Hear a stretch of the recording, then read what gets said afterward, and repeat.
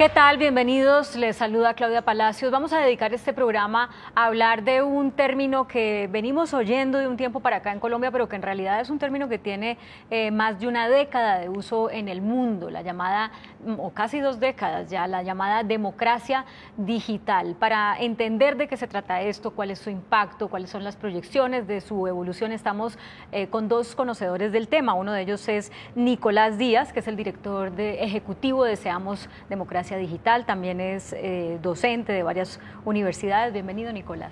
Muchas gracias, Claudia. Y Juan Sebastián López, que es abogado, candidato ahorita a magíster, ¿verdad? Sí, señora. Profesor en varias universidades y además es el jefe de prensa del senador Jorge Robledo. Bienvenido, Juan Sebastián. Gracias, Claudia. Un saludo para Nicolás. Empecemos por definir el término, Nicolás. Bueno, democracia digital es poner la tecnología y el uso, digamos, de tecnologías de la información y las comunicaciones para un ejercicio de construcción de democracia. Entonces, se ha utilizado en muchas partes del mundo para poder agenciar proyectos de gobierno, en algunos casos, proyectos de ciudadanía en otros casos, partidos políticos, incluso en ciertas partes del mundo que han adoptado ejercicios de democracia digital. Es muy claro el tema, por ejemplo, en Islandia, hoy en día con el Partido Pirata, que tiene ejercicios muy claros de democracia digital, o el Partido de la Red en Argentina, que ha tenido demasiado eco, sobre todo en la academia y en la empresa privada, que los ha apoyado, digamos, empresas de tecnología que han apoyado este tipo de ejercicios en varias partes del mundo. Pero para sintetizar, es básicamente hacer uso de las TICs, las nuevas tecnologías de la información y las comunicaciones, digamos, en el ámbito de la toma de decisión, en el ámbito de política electoral y en el ámbito en general de las relaciones de poder. Juan Sebastián, usted como bloguero, además que es del periódico El Espectador, creo que ejerce la democracia digital a través de esa plataforma, pero también como consejero de prensa debe definir ¿cuál es el mejor uso que le pueden dar a esas herramientas para posicionar los temas en los que su senador puede tener una vocería y una proyección? En este momento, ¿qué tal le va con ese uso de esas democracias digitales? Pues definitivamente ha sido una herramienta. Cuando sale la red social que salga, el Twitter, el Facebook, si sale una herramienta para mandar correos masivos, etcétera, eso es supremamente útil para, digamos, para un político, para poder estar en contacto con sus electores, pero en general para un opinador como yo, para poder contar esas cosas a la sociedad, eso es supremamente útil. Sin embargo, cuando escuchaba a Nicolás me surge una reflexión, y es que nosotros nos falta mucho en democracia digital, pero tampoco hemos terminado de hacer ajustes en la democracia normal. Por ejemplo, en Estados Unidos se puede hacer votación por correo certificado. En Colombia no se puede. Entonces, no solo lo digital, sino también todas las herramientas que nos permitan que la gente se involucre más y pueda participar más, pues hay que saludarlas e incentivarlas. ¿No está la democracia digital un poco como una aplanadora sobre la democracia que tiene un impacto directo, que es la de elegir a determinados personajes en las urnas, o votar sí o votar no a un plebiscito? ¿No se siente la gente que por ahora poder participar poniendo un tuit, entrando a Facebook, ya no necesita esa otra democracia, y eso tiene un impacto directo, además en un país como Colombia con tan altas cifras de abstención, tiene un impacto directo en contra del real impacto de lo que las personas de a pie pueden tener en las decisiones del país? Yo creo que habría que compatibilizar esas 2 democracias, porque muchas veces el ciudadano piensa que la primera democracia, digamos la normal, es ir a votar, pero ¿a qué hora se quejan de si su senador votó una cosa o la otra? ¿A qué hora mandan una petición o dicen algo? Entonces la gente ve un poco en esas TICs, en esas herramientas, la posibilidad de participar más allá del voto, y de pronto descuidamos el voto. Pero yo creo que hay que tener una visión mucho más amplia de la democracia, no es solamente el voto, e incluye, por supuesto, participar en temas de redes sociales y también movilizaciones. Cuando se reúnen unos estudiantes en una universidad a hablar de un tema, eso también es democracia. Yo creo que hay que compatibilizarlo y tratar de hacer una pedagogía muy importante en que la democracia es mucho más compleja que simplemente el derecho al voto. Pero mire, Nicolás, si uno se va por lo que ve en redes sociales o por lo que veía, por ejemplo, aquí en Colombia antes del plebiscito, eso mejor dicho, como que a todo el mundo le interesaba el tema. ¿cierto? Si uno se guía por lo que ve en Twitter y ve en Facebook, es como que nadie es indiferente a ese tema, todo el mundo tiene una opinión, escondida o no, pero la tienen.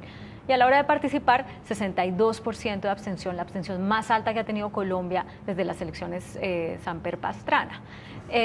Entonces uno dice, pues, valiente gracia, ¿no?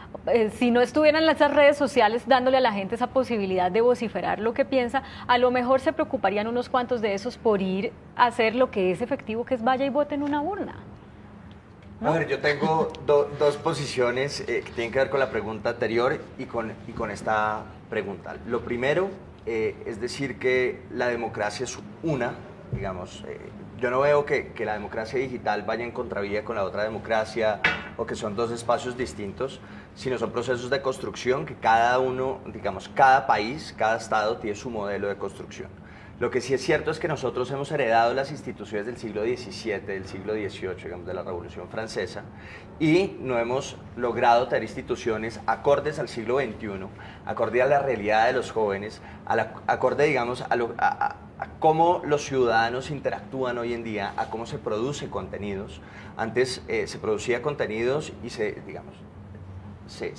distribuían de arriba hacia abajo, digamos, hay grandes opinadores, grandes empresas de comunicación, grandes políticos que saben comunicar y hasta ahí llegó el proceso de comunicación. Ahora, digamos, hay una comunicación en doble vía, digamos, los ciudadanos también le pueden comunicar a sus representantes ciertas cosas, pero también se da el ejercicio que un ciudadano puede comunicarle algo a otro ciudadano y puede tener igual o mayor validez a la comunicación tradicional. Entonces, eso sin duda rompe las dinámicas de toma de decisión, de poder, pero si bien, digamos, las redes sociales han sido cloacas en cierto sentido, porque no tienen ningún tipo de filtro, no tienen, que eso es además muy peligroso para la democracia, no tiene, por ejemplo, un chequeo de qué es cierto o qué no, entonces claro, los rumores es que las se pueden noticias distribuir. falsas que hemos visto en las últimas Claro. elecciones, las de Estados Unidos, las de Colombia, las del Brexit, tienen un impacto enorme y entonces la gente está tomando decisiones porque ni siquiera le filtran las propias, los dueños de los datos, contenidos, o sea, Facebook, los algoritmos que usa para filtrar son los que cree que le van a gustar a la persona, entonces le puede mandar todo lo mentiroso con tal de que le guste. Son los que más indignación pueden llegar a causar o los que más, digamos, réplicas pueden llegar a tener, cargados de un alto contenido visual, auditivo también en ciertos casos, pero lo que hemos propuesto y lo que hemos estado buscando es cómo esas tecnologías realmente sirven para construir una democracia más sólida y unas instituciones más sólidas. Y hoy en día hay ejemplos perfectos de cómo ese ejercicio de representación puede ser un ejercicio más directo, sobre todo en un país, bien lo decías, un país abstencionista, históricamente, además en Latinoamérica la situación es muy similar, y viendo las causas de la abstención, pues podemos ver que las instituciones son instituciones rígidas, las instituciones a veces no le hablan a la ciudadanía no se siente identificada y sobre todo generaciones jóvenes no se sientan identificadas con los tomadores de decisión, con los grandes políticos, con las opciones que le están dando la política tradicional. Hacer política es muy costoso, Claudia, y por ejemplo las nuevas TICs vuelven ese ejercicio muchísimo menos costoso. Claro. También comunicarse, digamos, el ejercicio de la democracia no es simplemente votar, bien lo dijiste, no es cada 4 años, el ejercicio de la democracia es tener una ciudadanía activa que sepa qué hace su representante, sí, cómo vota, qué es lo que hace en el Congreso. Mucha gente desconoce eso y por eso no le cree a las instituciones. Yo entiendo lo que ustedes están diciendo, pero yo no soy optimista en el sentido en que esto va a evolucionar bien, porque no veo, al menos en Colombia, ninguna señal que me lo indique. Usted antes de comenzar la entrevista decía, mire, es que en Islandia, entonces, si alguien logra recoger 100.000 firmas digitales, tienen que poner eso como prioridad en la discusión. Pero aquí yo no veo nada que nos esté, al contrario, veo que eso se está usando para poner noticias mentirosas, para polarizar más a la sociedad y para, digamos, replicar una cantidad de cosas sin sentido o superfluas. Yo sí tengo una visión positiva e incluso me da un poco de esperanza que haya este tipo de tecnologías disponibles por una cosa. no creo que los falsos rumores o la propaganda negra se hayan inventado con las redes sociales. Propaganda negra porque negro es un término, usar eso es ser racista. Bueno, digamos, ese vicio de la política de difundir falsedades y de hacer así la política existe desde antes de que existiera Internet y esto. O sea, no podemos decir que por el nacimiento de las nuevas tecnologías es que se han difundido muchos más rumores. No creo, eso siempre ha existido. Y sin embargo, cuando hablamos de la juventud, debemos recordar que Colombia es un país joven. La edad promedio en Colombia es de 27 años tal vez. O sea, este es el país expresándose, no tanto la juventud, sino el país expresándose. Y yo creo que esta visibilidad que han dado las redes sociales sí contribuye a que cada día se pueda hacer un mayor control, por ejemplo, de los políticos, de qué hacen y qué dejan de decir. Antes, un político podía elegirse, irse o no hablar nunca en el Congreso. De hecho, hoy todavía los tenemos, pero seguramente su electorado no tiene estos accesos para estar pendiente. Hay otros congresistas que por su manera de actuar, su electorado está muy atento de cómo votó, a dónde va a estar, cuál es su agenda, qué ha dicho sobre esto o qué ha dicho sobre este tema o por qué no se ha pronunciado. Y yo creo que esa forma de control, por supuesto, cuando se vayan acabando las barreras de acceso y tengamos más jóvenes también o más colombianos con un buen empleo, con mayor nivel de educación, porque en esto también, digámonos, o sea, hay que ser sinceros, acá en Colombia supuestamente hay un 90% de alfabetismo, o sea, solamente 10% de analfabetismo, pero el funcional es muchísimo más alto. Entonces acá puede haber una cantidad de gente que sabe utilizar las redes sociales, pues acceder a ellas, pero que no existe un verdadero conocimiento y educación para el uso de esas TICs. Usted mencionaba ahorita, Nicolás, a los jóvenes.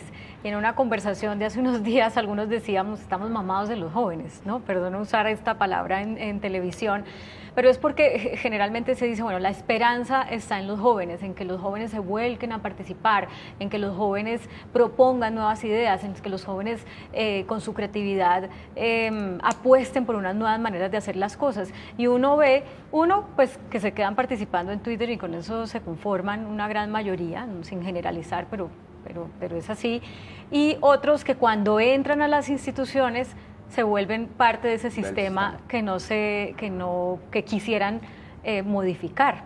Entonces uno dice, bueno, esta democracia digital no está haciendo a los jóvenes aún menos partícipes de su futuro. Bueno, yo voy a dar un ejemplo muy bueno de que sucedió la semana pasada en el Congreso. Hubo 3 organizaciones que apoyamos nosotros desde Seamos Democracia Digital.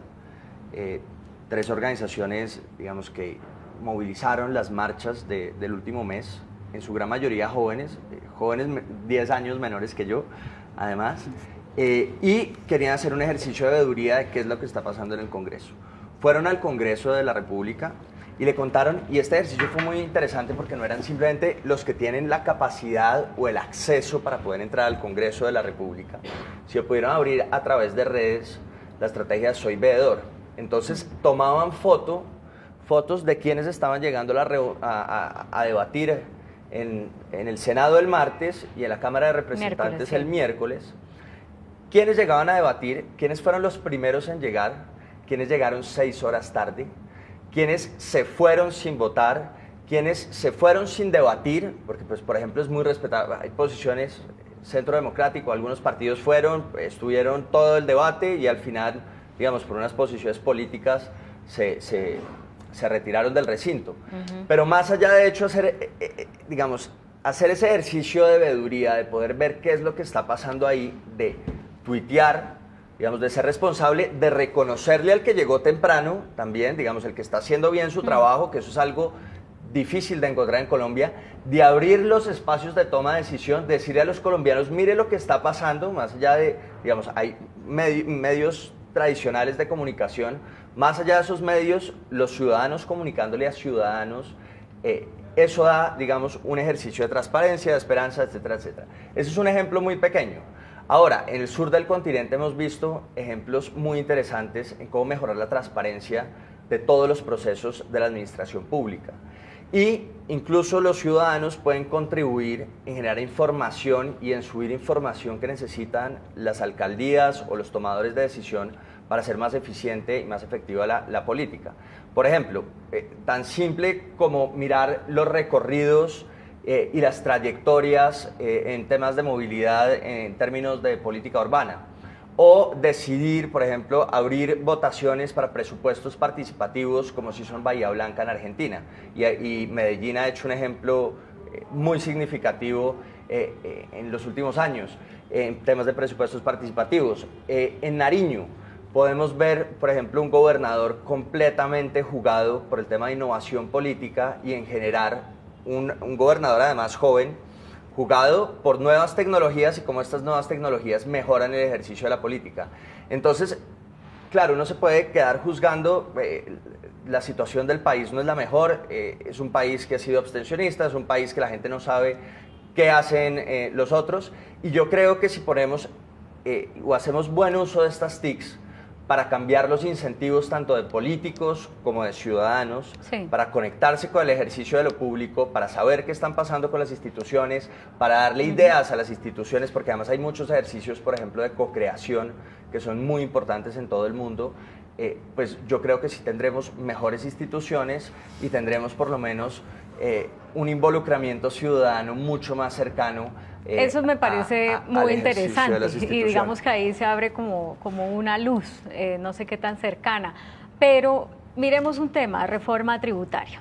O sea, creo que somos conscientes todos, los que al menos tenemos un mínimo de entendimiento del tema, de que hay la necesidad de hacer una reforma tributaria estructural en Colombia. Unos porque no quieren que nos rebajen la calificación crediticia, otros porque dicen que las empresas ya están demasiado gravadas, otros porque que los pobres están muy gravados también, en fin.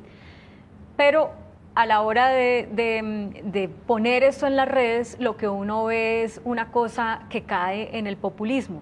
¿Quién obviamente va a querer que le aumenten los impuestos? Por supuesto que nadie, pero el debate de altura en las redes sociales no se ve. O sea, la argumentación de por qué es necesario subir acá, cortar acá, remendar acá, eso no se ve, simplemente no me suban los impuestos. Pero ¿no? yo insisto en que las redes sociales no son nada distinto a lo que es nuestro país. Entonces, alguna vez decía alguien, el Twitter es como una plaza pública y el Facebook es como la sala de la casa de uno. Y me parece una muy buena descripción, porque uno en el Facebook tiene discusiones con las familiares, con los amigos, en Twitter puede terminar discutiendo con cualquier persona.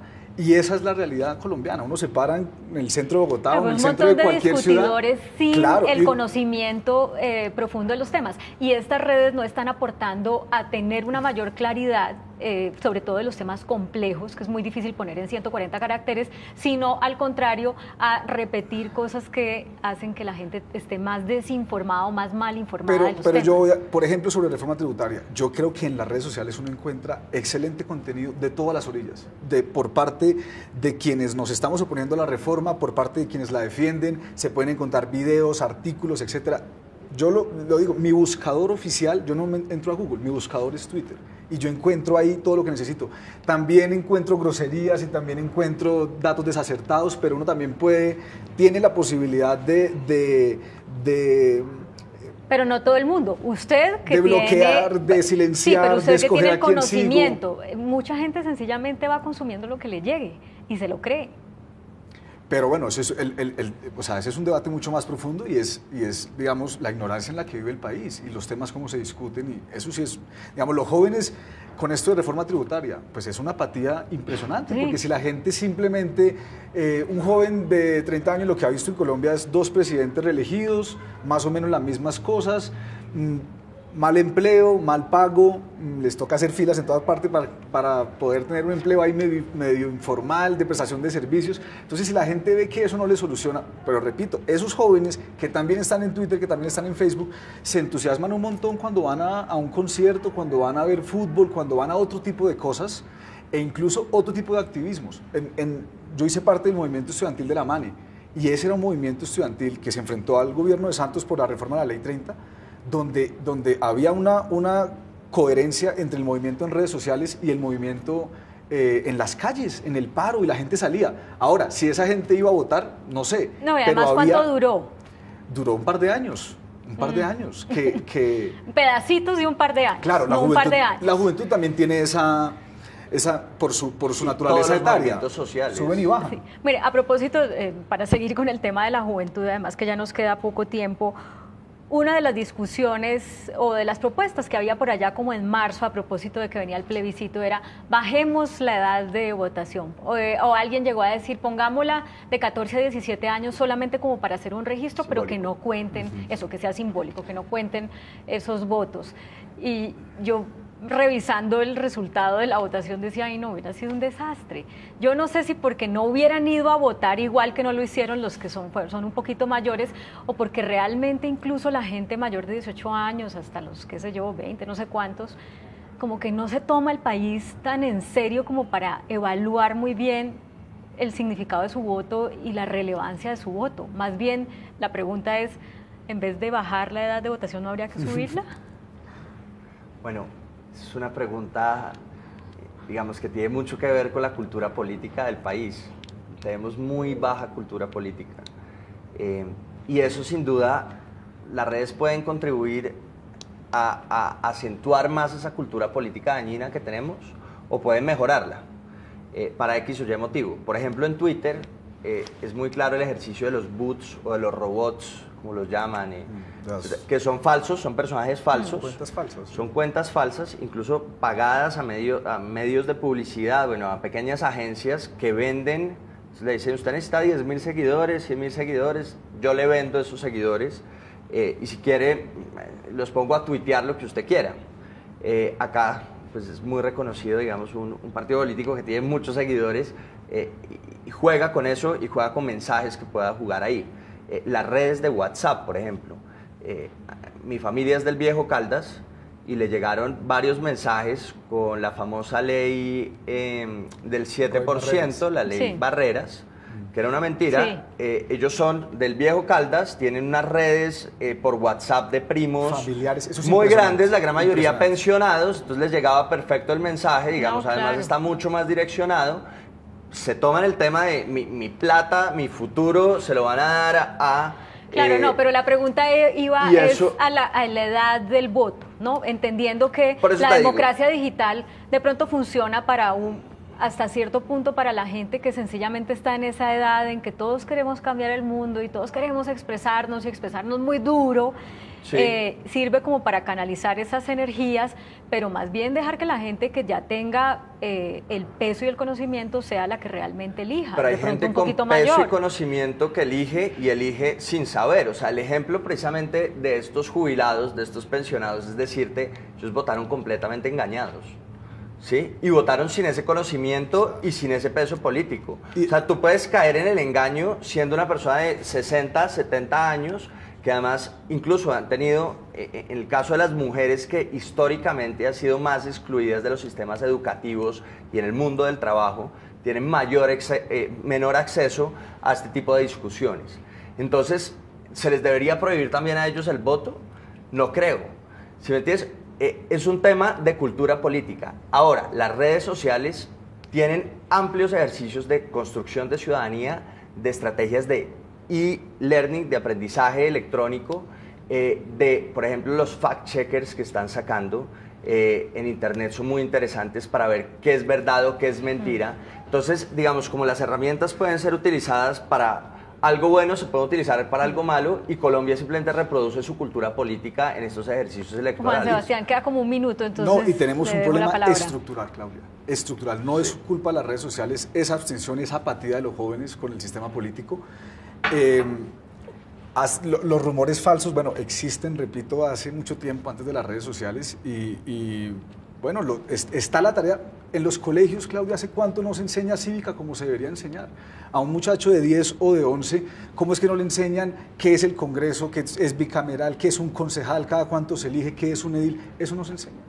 No se enseña. Entonces, de esa manera es muy difícil. Claro, la persona cumple 18 años y le cae como que le dicen, usted ahora es mayor de edad y tiene que hacer un montón de cosas. Y la persona sin elementos dice, bueno, pues a elegir el que me diga mi papá, o el que me diga mi vecino, o el que me diga mi jefe del trabajo. El que más vea por ahí en las redes. O el que me llegue un chisme u otro cuento de las redes. Pero de verdad tenemos un problema muy grave de formar en ciudadanía a los colombianos. Esto va a evolucionar. ¿Cuándo veremos realmente más resultados positivos que negativos de la democracia digital? Tengo 30 segundos, 15 para cada uno.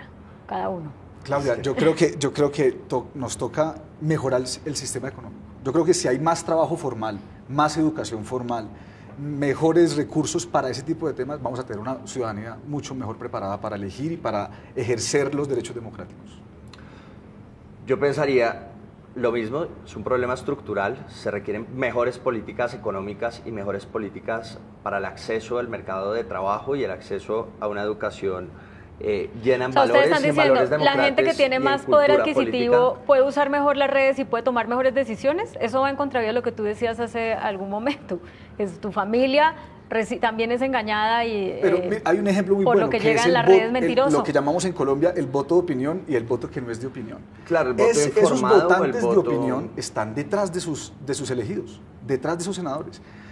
Otras partes, no quiero mencionar, pero otras partes de Colombia donde se sabe que hay una votación muy grande que no es de opinión, por ejemplo, la costa Caribe, y acá en Bogotá también, otros sitios. De pronto esas personas simplemente votan, venden el voto una vez cada 4 años porque no esperan nada de ningún político y pues tampoco le van a hacer control a ese político ni nada. Yo sí creo que si uno compara el PIB per cápita que puede tener un habitante de Bogotá, pero un habitante de Chapinero, de Teusaquillo o de Usaquén, con el PIB per cápita de un habitante de la depresión momposina, pues estamos hablando de 2 países diferentísimos. Casi que el de Chapinero está en Nueva York y el de la depresión momposina está en un país centroafricano.